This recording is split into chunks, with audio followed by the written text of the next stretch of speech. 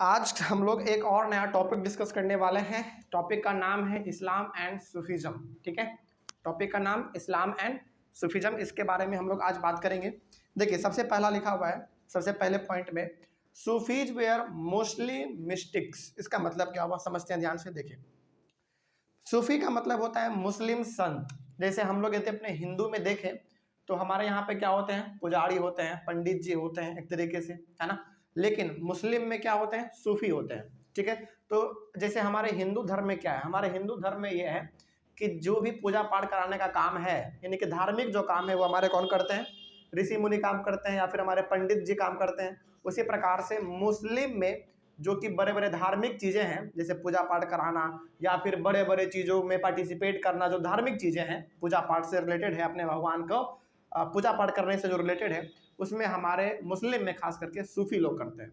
ठीक है, तो जैसे हमारे हिंदू में पुजारी, वैसे मुस्लिम में सूफी।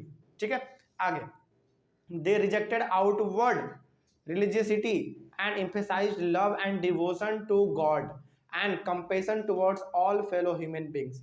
और ये जो सूफी है ना, यानी कि मुस्लिम में जो हमारे सूफी लोग हैं, वो ना बाहर के शोभा से, यानी कि बाहर के प्रभावों से ये लोग हमेशा बचना चाहते हैं। मतलब कि ये लोग बाहर की चीज़ों पे उतना ज़्यादा महत्व नहीं देना चाहते हैं। ये लोग चाहते हैं कि जो हमारा है बस हम उसी को अडॉप्ट करेंगे, उसी को फॉलो करेंगे, किसी बाहर चीज़ों को हम लोग अपने रिलीजन में मिलने नहीं देंगे। जैसे सपोज हम लोग पहले, हमारे भारत में पहले क्या हुआ करता था, प्रणाम करने का तरीका क्या था, पैर छूने का। लेकिन आज क्या तरीका आ गया, हाथ मिलाने का, है ना। क्यों, ये जो हाथ मिलाने का तरीका, ये किसने दिया हमको, ये हम लोगों को दिया ब्रिटिशर्स ने। जब ब्रिटिशर्स हमारे भारत में रूल कर रहे थे तो उन्होंने बताया कि एक दूसरे से मिलने का जो सही तरीका है ना, वो हाथ मिलाने का तरीका है। तो उन्होंने हमको हाथ मिलाना सिखा दिया। लेकिन पहले भारत के लोग क्या करते थे, पैर छूते थे, है ना। ये चीज़ था। वही चीज़ यहाँ पे सूफी लोग चाहते हैं कि हम अपने धर्म में जो भी है हम उसी को फॉलो करेंगे, किसी बाहर के चीज़ों को हम लोग अपने अंदर नहीं आने देंगे, है ना। और बिल्कुल इनका कहना भी सही है।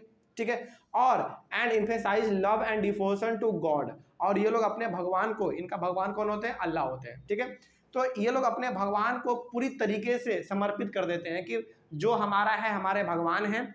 जो जैसे जैसे हम लोग गलती करते हैं कुछ, तो जाके अपने भगवान से क्षमा मांगते हैं, उसी प्रकार से ये लोग भी हैं। ये लोग भी अपने भगवान का पूजा पाठ पूरा पूरा एकदम धूमधाम से करते हैं। और इन लोगों से भी यदि कोई गलती हो जाता है तो ये लोग भी जाके अपने भगवान यानी कि अल्लाह से माफ़ी मांगते हैं, है ना। उसके बाद and compassion towards all fellow human beings. और सबसे इंपॉर्टेंट बात ये कि ये लोग अपने आसपास के जितने भी लोग हैं, यानी कि ह्यूमन बींग से ये लोग बहुत प्यार करते हैं।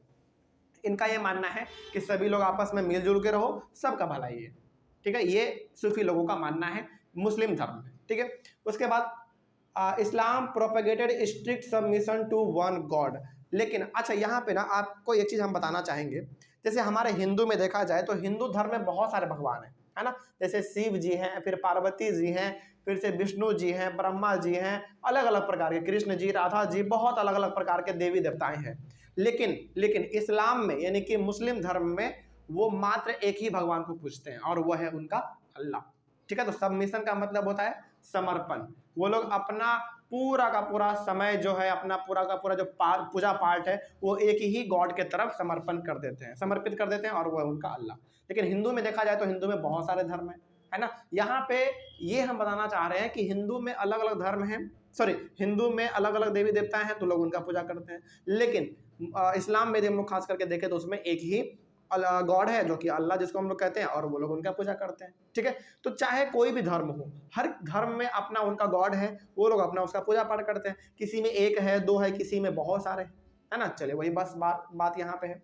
उसके बाद this Sufis often rejected the elaborate rituals and codes of behaviour demanded by Muslim religious scholars. देखिए, हमारे जो सूफी लोग हैं इस्लाम धर्म में, यानी कि मुस्लिम धर्म में जो हमारे सूफी लोग हैं ना, वो ज़्यादा रिचुअल्स को एलेबोरेट नहीं करना चाहते हैं। मतलब कि उनका जो परंपरा है, उनका जो तौर तरीका है पूजा पाठ करने का, वो लोग ज़्यादा दिखावा नहीं करना चाहते हैं।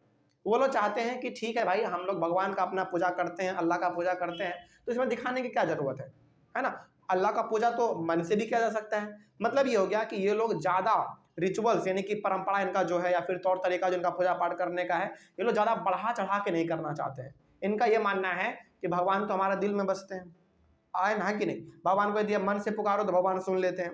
तो फिर इतना ज़्यादा धूमधाम करने की क्या ज़रूरत है। तो ये लोग पूरी तरीके से सूफी लोग जो है ना रिचुअल्स को, यानी कि इनका जो तौर तरीका है पूजा पाठ करने का, ये उतना ज़्यादा बढ़ाना नहीं चाहते हैं, क्योंकि इनका मानना है कि बढ़ाने से कोई फायदा है नहीं, हमारे अल्लाह जो है हमारे मन की बातों को समझते हैं। ठीक है, आगे, and codes of behaviour demanded by Muslim religious scholars, और बहुत बड़े बड़े मुस्लिम स्कॉलर्स हुए हैं, मतलब कि मुस्लिम में भी बहुत बड़े बड़े ज्ञानी लोग हुए हैं। उन लोगों का मानना यह है कि अपने भगवान को यदि प्रसन्न करना है, खुश करना है, तो धूमधाम से पूजा पाठ करो। लेकिन हमारे मुस्लिम में जो सूफी लोग हैं उनका कहना है कि नहीं, धूमधाम से करने की कोई ज़रूरत नहीं है, भगवान को यदि हमारा प्रार्थना सुनना ही है तो वो हमारे मन के बातों को तो सुन ही लेते हैं, तो फिर इतना धूमधाम करने की क्या ज़रूरत है। मतलब ये चाहते हैं कि अपने भगवान को शांतिपूर्ण तरीके से याद किया जाए, है ना, बिल्कुल सही बात इनका कहना है। चलिए आगे बढ़ते हैं फिर। The Sufis compose poems expressing their feelings. अब यहाँ पे जो हमारे सूफी लोग हैं, जैसे हम लोग यदि अपने हिंदू धर्म में देखें, हम यहाँ पे हिंदू और मुस्लिम दोनों को मिला के क्यों चल रहे हैं, ताकि आपको समझ में ज़्यादा आ सके। यदि हम लोग हिंदू में देखें तो हमारे हिंदू में पुजारी जो होते हैं, हमारे ऋषि मुनि जो लोग होते हैं, वो लोग भी अपना कुछ कविता लिखते हैं अपने भगवान को प्रसन्न करने के लिए, है ना। उसी प्रकार से हमारे सूफी भी पोयम लिखते हैं, कविताएं लिखते हैं अपने फीलिंग्स को जाहिर करने के लिए या फिर अपने गॉड को प्रसन्न करने के लिए। ठीक है, तो उनका भी अपना प्रसन्न करने का तरीका, जैसे हिंदू धर्म में भजन है, कीर्तन है ना, अलग अलग प्रकार के भक्ति वाले सॉन्ग हैं, उसी प्रकार से हमारे सूफी में भी उनका उस तरीके से है। ठीक है, आगे बढ़ते हैं फिर। Among the great Sufis of Central Asia were Ghazali, Rumi and Saadi. ये देखिए, among the great Sufis of Central Asia, यानी कि हमारे एशिया एक कंटिनेंट है, एशिया कंटिनेंट है, तो एशिया के अंदर हमारे कुछ बहुत महान महान सूफी हुए हैं, यानी कि मुस्लिम धर्म में बहुत बड़े बड़े लोग हुए हैं, उनका नाम आप यहाँ पे दे सकते हैं। गजाली है, फिर रूमी है और फिर सदी है, ये उनका नाम है। ठीक है ना, आगे बढ़ते हैं फिर। The Sufis believe that the heart can be train to look at the world in a different way. हमारे सूफी लोगों का ये मानना है कि भाई अपने दिल को, यानी कि अपने हृदय को, अपने मन को इस प्रकार का बनाओ कि हर किसी को तुम अपना जैसा समझो। मतलब ये हो गया कि तुम मुस्लिम हो, कोई दूसरा किसी और धर्म का है तो वो अलग है, ऐसा नहीं समझना है। ये समझो कि ठीक है, आप हिंदू हैं, आप मुस्लिम हैं, आप किसी धर्म से आते हैं, सभी आपस में इक्वल है, ये कहना चाह रहे हैं। ठीक है, देखो साफ लिखा हुआ है, Sufis believe that the heart can be trained to look at the world in a different way. आज के दौर में हम लोग क्या देखते हैं, आज के दौर में हम लोग देखते हैं कि हिंदू अलग है, मुस्लिम अलग है, सिख अलग है, ईसाई अलग है, लेकिन यहाँ पे सूफी ये कहना चाहते हैं कि अपने हृदय को इस प्रकार से बनाओ कि तुम हर किसी को अपना समझो, है ना, किसी से लड़ाई पेट मत करो, किसी से जलना नहीं है, या बराबरी करना है, इस तरीके का चीज़ है। ठीक है, ये यहाँ पे ये कहना चाह रहे हैं, तो बहुत अच्छा बात यहाँ पे कहा जा रहा है। उसके बाद the developed elaborate methods of training using जिक्र। जिक्र का मतलब होता है चैंटिंग ऑफ अ नेम और सेक्रेड फॉर्मूला। सामा मतलब सिंगिंग, रक्स का मतलब dancing, breath control etcetera under the guidance of master और पीर। अब ये क्या कहना चाहते हैं भाई, ये कहना चाहते हैं कि देखो अपने माइंड को डेवलप करो, माइंड को डेवलप करो मतलब कि अपने विचार को इस प्रकार से बनाओ कि हर किसी को तुम एक जैसा समझो, है ना, हर किसी के साथ मिलजुल के रहो, हर किसी के साथ प्रेम का भाव रखो। अब ये ऐसा होगा कैसे, है ना, ये भी सवाल है कि ऐसा होगा कैसे। तो ये बताते हैं कि अपने पहले क्या करो, तुम जिक्र करो। जिक्र का मतलब होता है चैंटिंग ऑफ अ नेम और सेक्रेड फॉर्मूला। मतलब यहाँ पे आप ये कह सकते हैं कि अपने ईश्वर के प्रति श्रद्धा रखो, उनका नाम पुकारो, उनको अपने मन में याद करो, है ना, इससे आपका माइंड डेवलप होगा।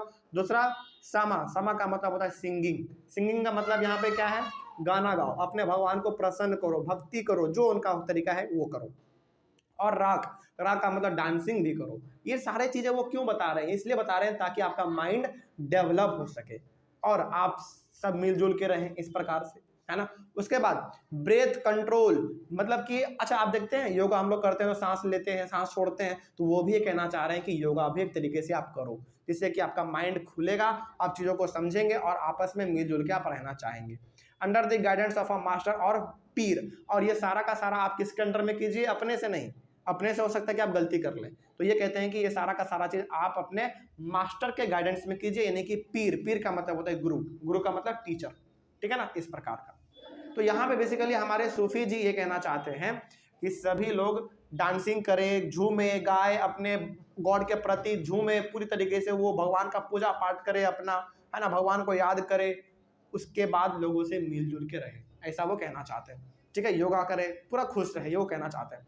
उसके बाद a large number of Sufis from central Asia settled in Hindustan. Hindustan मतलब यहाँ पे हमारे भारत का बात हो रहा है, ठीक है। देखिए ध्यान से क्या लिखा हुआ है, a large number of Sufis from central Asia settled in Hindustan. Central Asia से बहुत बड़े बड़े सूफी, बहुत बड़े बड़े नामी नामी सूफी लोग हमारे जो है ना हिंदुस्तान में आके बस गए हैं, बहुत पहले बस चुके थे, ठीक है। आगे, और ये हमारे लिए गर्व की बात है कि हमारे हिंदुस्तान में बहुत बड़े बड़े इस्लाम में सूफी जी हैं, ठीक है। आगे बढ़ते हैं फिर। उसके बाद it had a long line of teachers like Khwaja Muddin Chishti of Ajmer. अब यहाँ पे देखिए, Khwaja Muddin Chishti of Ajmer, Qutbuddin Bakhtiyar Kaki of Delhi, Baba Farid of Punjab, Khwaja Nizamuddin Auliya of Delhi and Bandanawaz Gisudaraz of Gulbarga. तो नाम थोड़ा सा बहुत कठिन है इसका प्रोनाउंस करना, लेकिन आप इसको याद कर लीजिएगा, आपको बहुत ये सारा चीज़ ना आपके एग्जाम में आ सकते हैं। याद रखिएगा कि यहाँ पे जो भी नाम लिया गया है अभी, ये अलग अलग जगह पे अलग अलग लोग हैं जो कि टीचिंग का काम करते थे। और टीचिंग मतलब ये हो गया कि इस्लाम में किस प्रकार से पढ़ाना है, किस प्रकार से बच्चों को क्या सिखाना है, ये सारा चीज़ ये लोग सिखाते थे, ठीक है ना। याद रखिएगा। तो यहाँ पे अजमेर में भी थे, फिर से दिल्ली में भी थे, पंजाब में भी थे, उसके बाद दिल्ली में फिर से थे। ये सारा के सारे अलग अलग जगहों पे हमारे बड़े बड़े टीचर्स हुआ करते थे उस समय पे, जो कि इस्लाम को पढ़ाया करते थे, ठीक है। किसमें? उसमें नहीं है, आपका अलग बुक है, उसमें शायद केवल टीचिंग के बारे में दिया है, लेकिन उसमें नाम नहीं दिया ना। कोई बात नहीं, आप यहाँ से नाम याद कर लीजिएगा, ठीक है। तो एनसीईआरटी में सारा नाम है, लेकिन आपके पास यदि अलग कोई दूसरा बुक है उसमें नहीं है, तो आप यहाँ से एक बार याद कर लीजिएगा, ठीक है ना। चलिए आगे बढ़ते हैं फिर। उसके बाद अब बात करते हैं, the Sufi masters held their assemblies in their कंखस और हॉस्पाइसेस। हॉस्पाइसेस का मतलब क्या होता है? देखिए, हॉस्पाइसेस का जो मीनिंग है ना, वो आपके बुक में भी लिखा हुआ है। हॉस्पाइसेस का मतलब होता है house of rest for travellers, specially one kept bye a religious order. मतलब ये हो गया कि जो बड़े बड़े हमारे सूफी लोग हुआ करते थे उस समय के, वो सारे के सारे अपने जो असेंबली क्या करते थे, असेंबली का मतलब ये हो गया कि वो सारे लोग आपस में बैठते थे, है ना, मिलजुल के पूजा पाठ करते थे, अपने गॉड को याद करते थे। वो कहाँ पे करते थे ये सारा काम? वो सारा का सारा काम वो लोग करते थे हॉस्पाइस में। और हॉस्पाइस का मतलब होता है एक रहने के लिए घर, रेस्ट करने के लिए घर, जो कि ट्रैवलर्स के लिए होता है। ट्रैवलर्स का मतलब ये हो गया कि कोई एक आदमी दूसरे कंट्री से आ रहा है ना, उसको इस कंट्री में रहने के लिए जगह तो चाहिए, तो उसी घर में वो रहते थे। तो वैसे वैसे घरों में ही हमारे सूफी लोग उस समय पे प्रार्थना, अपने भगवान को याद करना, मेडिटेशन करना, ये सारा काम किया करते थे, ठीक है। उसके बाद द टॉम और dargah of a Sufi saint become a place of pilgrimage. अब देखिए यहाँ पे डॉम का मतलब टॉम्ब है और दरगाह। दरगाह का मतलब होता है ना, आप टॉम्ब बोलो या फिर दरगाह बोलो, दरगाह का मतलब होता है एक वैसा जगह जहाँ पे कि महान महान गुरु को, महान महान सूफी को जब दफन किया जाता है, जब उनकी मृत्यु हो जाती है ना, उनको दफन किया जाता है, उसी को हम लोग कहते हैं दरगाह। और वहाँ पे हमारे इस्लाम के लोग उनको पूजा करने के लिए आते हैं, उनका उनसे आशीर्वाद लेने के लिए आते हैं, उसी को हम लोग कहते हैं दरगाह, ठीक है। तो ये दरगाह जो है ना पिलग्रिमेज बन चुका था उस समय पे। पिलग्रिमेज का मतलब है कि लोग वहाँ पे बड़े लेवल पे आते थे और अपने बड़े बड़े पीर का, अपने अपने बड़े बड़े टीचर्स का, बड़े बड़े सूफी लोगों का पूजा पाठ वहाँ पे करते थे वो लोग। जैसे हमारे हिंदू में क्या है, जलाने का परंपरा है डेड बॉडी को, लेकिन यहाँ पे जलाने का नहीं बल्कि दफन करने का परंपरा है। बात समझ में आ रही है?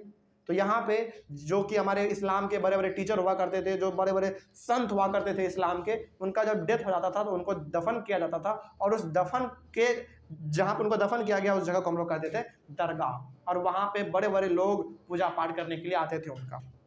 बात समझ में आ रही है? चले, तो ये चीज पिलग्रिमेज का मतलब हो गया एक तरीके से वहाँ पे लोग घूमने आते थे, पूजा पाठ करने के लिए आते थे, ठीक है। चलिए, तो ये वाला भी टॉपिक हमारा कंप्लीट हुआ। अगले वाले क्लास में डिस्कस करेंगे ये वाला नया topic. Thank you very much.